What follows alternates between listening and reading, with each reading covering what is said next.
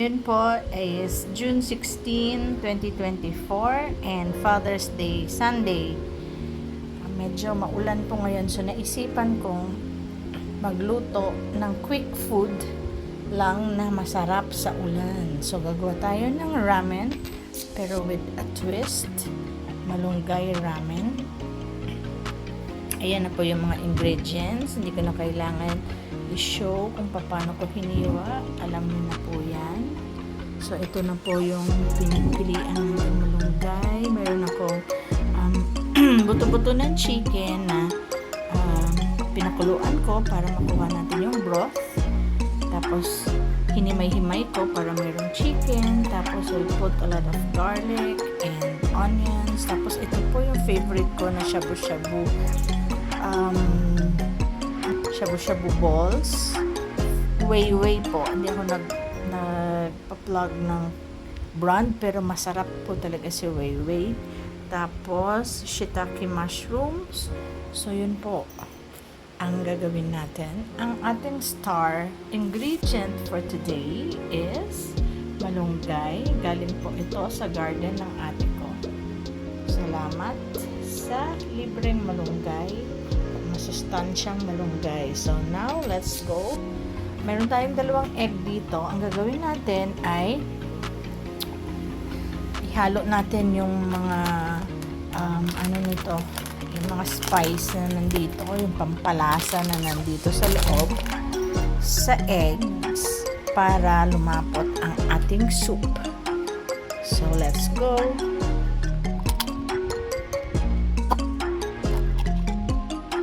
Magkaibang kulay ng eggs natin. Kasi yung isang itlog maliit, yung isang malaki. Kaya siguro ibang klase ng manok. Okay. Ano natin itong 2 ramen ay this is Korean brand. Natin yan. Tapos kukunin muna natin yung kanyang pampalasa. Yan, this is mild. Ayoko nang medyo maanghang kasi. Yan, so mild lang siya. Yan natin dito sa 2 pouch na to.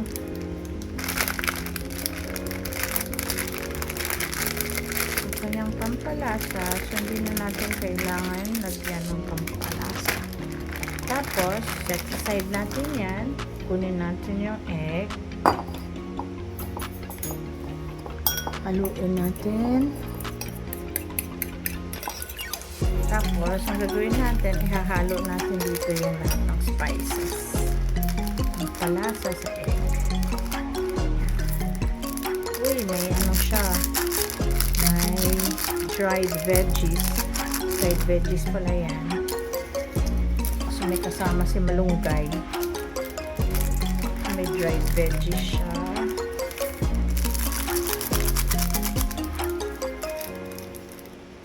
Ito yung spice niya. Mild lang daw to, mild.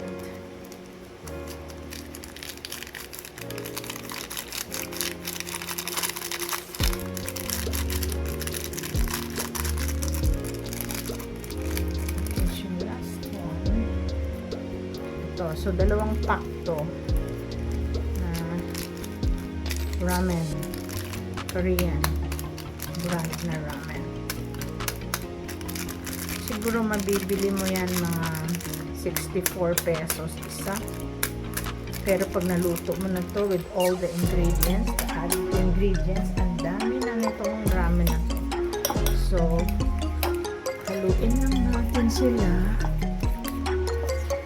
ng maigi. So, diba easy lang, hindi ka na maglalagay-lagay ng mga paprika, everything is there sa pack. So, okay na. Now, let's go. Lutuin na natin ang ating ramen.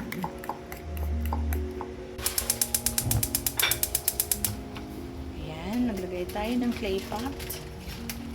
So, lagyan natin muna ng water.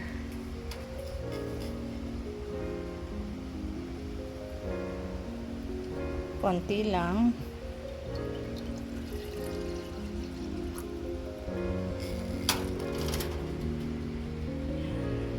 Version ng ramen natin, hindi natin igigisa. Lalaga lang natin yung mga ingredients para malasa. So there goes the garlic. Tinatagtad ko yan kasi gusto ko talaga masarap ang lasa. Ang daming onions. Yan. So haluin muna natin yan. So haluin natin. Kaya konti lang yung water kasi meron pa tayong broth para malasa yung ating sabaw. So takpan muna natin para mag-boil siya. Alam mo yung kagandahan pag nagluluto ka sa clay pot, halfway lang lulutuin mo yung mga ingredients mo. Patayin mo na, tapos takpan mo. Maluluto na lang siya sa sarili niyang init ng clay pot. Kaya tuwang-tuwa ako sa clay pot, nakakatipid tayo sa gas. Yes, meron akong nilagang itlog dito kasi wala tayong ramen egg. So, hard-boiled egg lang. Tingnan natin kung kumukulo na siya. Ngayon, ilalagay na natin yung chicken broth. Yan, so mga 500 ml yan.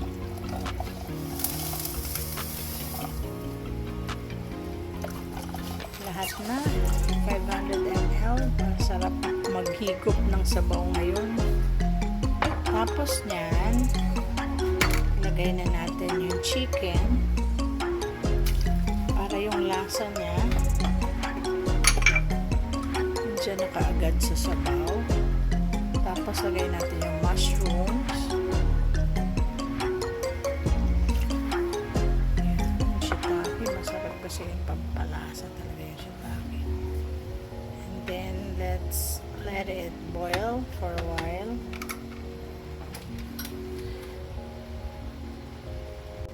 Takpan natin ulit. Tignan natin kung kumukulo. Titingnan ko kung mainit. Hindi pa naman mainit. Kaya pa. Ayun. So, kumukulo na siya. Ayan, ilalagay na natin yung noodles.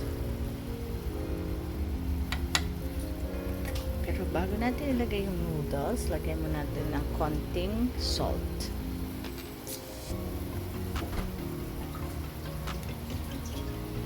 Tapos ihulog na natin yung noodles.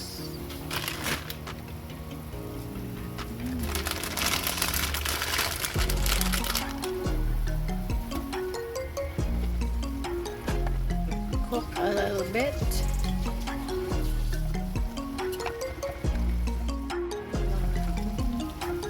Para ma-submerge yung noodles sa hot soup. O, diba? Ang ganda. Kasi tinawan daming mushrooms, ang dami sibuyas, bawang. So, pag nagluto kayo ng ramen, walang kanya-kanya lang yan. Hindi naman tayo authentic na mga Koreano o Hapon. So, invento lang tayo ng ating version ng ramen. So, yan ang version ko. So, lalagay ko na ngayon ang malunggay. Bakit malunggay muna? Kasi di ba may ibang malunggay na medyo matigas yung dahon. Para ma-digest natin properly. And then, ilo-lower ko na yung heat. Oy.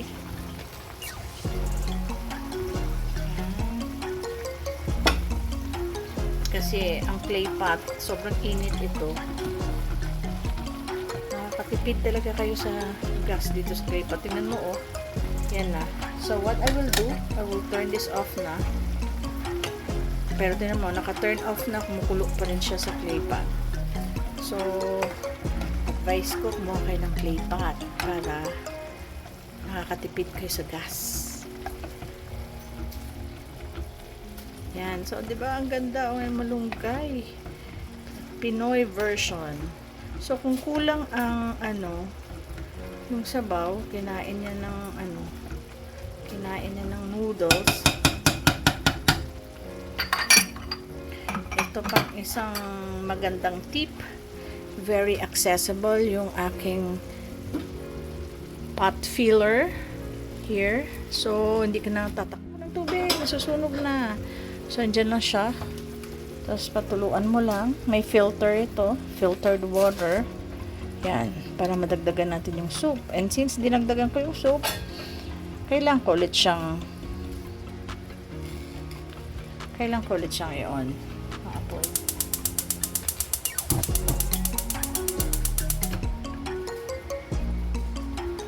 Yan. Kasi gusto natin maraming sabaw.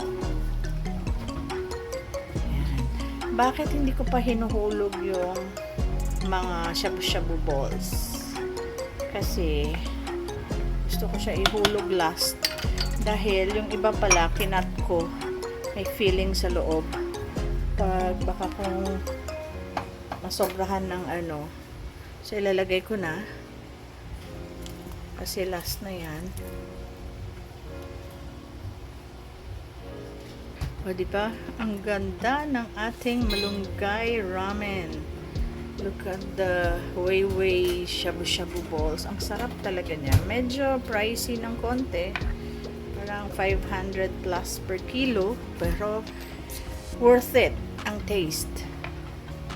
So, hanapin nyo si Weiwei. Yan. So, hindi ko masyado. Para yung mga feeling nitong hiniwa kong shabu-shabu balls hindi matanggal. Tapos, tsaka na natin kumulo na yan. Kasi mainit naman ang pot. Ilalagay na natin ang ating pampalasang mixture kanina with egg.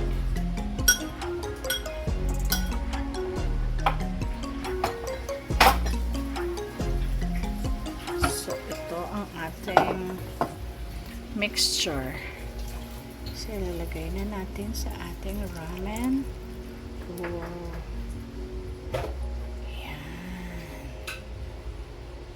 Tikman natin. May egg yun para lumapot. So, haluin natin ng dahan-dahan lang ang ating ramen. At this point, pinatay ko na pala ang apoy. Kasi kayang-kaya nang lutuin yan ng clay pot. So, dahan-dahan lang ang paghalo. Nakita nyo yan, oh. Yummy. Tapos, masustansya, malunggay. Kasi normally, hindi talaga ako kumakain ng noodles na yung mga pansit canton, ganyan. Kasi nga, di natin alam kung ano yung nakalagay sa kanilang mga flavorings. Pero ito, Father's Day naman ngayon, so gawa tayong ramen na yung kanyang flavoring is authentic Korean. Okay, so tingnan mo yung sabaw. Oh, galing, diba? So, okay. Lalagay na namin to sa bowl. At kakain na tayo. Samahan nyo kami.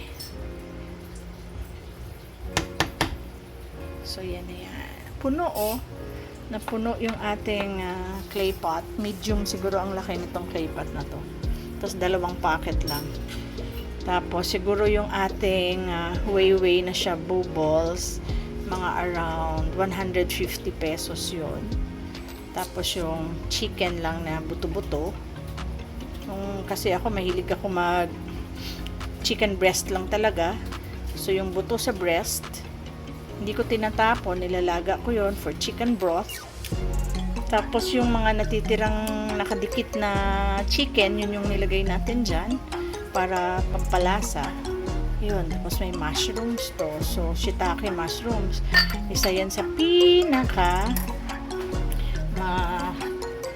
bango at masarap na mushrooms. So, para maganda ang aroma, lagyan natin siya ng sesame oil. So, hindi na natin diba gisa-gisa. So, sesame oil na lang. Lagyan natin dyan. Sesame oil and then konting halo. Dahan-dahang halo. And then Tara na. Kain na tayo ng malunggay ramen. Ramen. Yan.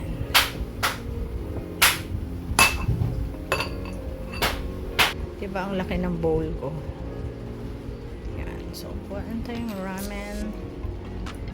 Ramen, guys. Ito, ang sarap nito. Alam mo, ang pinaka-favorite ko dyan sa mga shabu-shabu balls ni Weiwei is itong tofu. Sobrang sarap niyan. So, kuha tayo ng noodles. Sorry, natin ang sabaw. Lagyan natin ng kuha tayo dito ng mushrooms. Yan. Tapos malunggay. Masarap. Masustansyang malunggay. Yan. Tapos maglagay tayo ng 2 egg.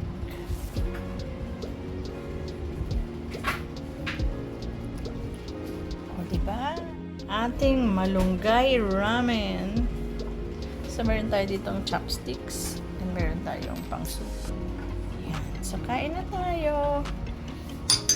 So, tinikman ko naman. Mild lang siya talaga. Pero kung kapamilya ko ay medyo mild sa kanila yung lasa nito. Meron ako ditong cute na lagayan ng salt and pepper. Nakahalo na yan, salt and pepper. So, lalagay mo na natin. Okay.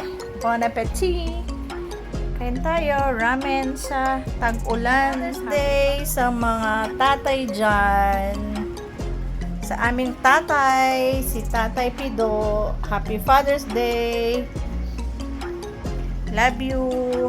Kain tayo ng malunggay ramen. Ayan, dami pa oh. Malunggay ramen. Sarap. Bye. Enjoy your day, mga tatay. Sabaw ng ating ramen. Tamang-tama lang.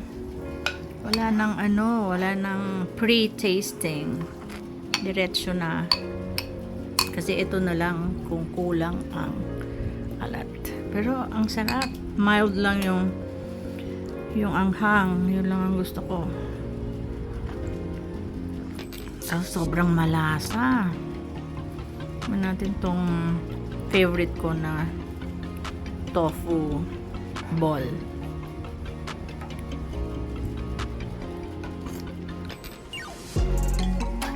Sarap, grabe.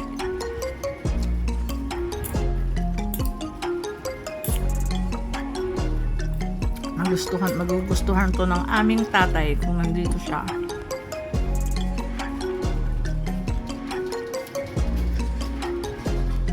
Sarap talaga. Try nyo tong magluto ng ganito.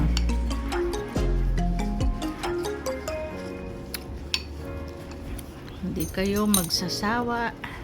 Tag-ulan ngayon, masarap magkain ng ramen. Happy Father's Day! Dessert. Ito yung favorite ng aming tatay. Kaya magde-dessert na tayo pagkatapos natin kumain ng ramen. Iinggitin natin si tatay. Inggitin no? Happy Father's Day daw. Malulungkot siya kasi walang Selecta Magnolia Pinoy ice cream doon sa kanya. Happy Father's Day!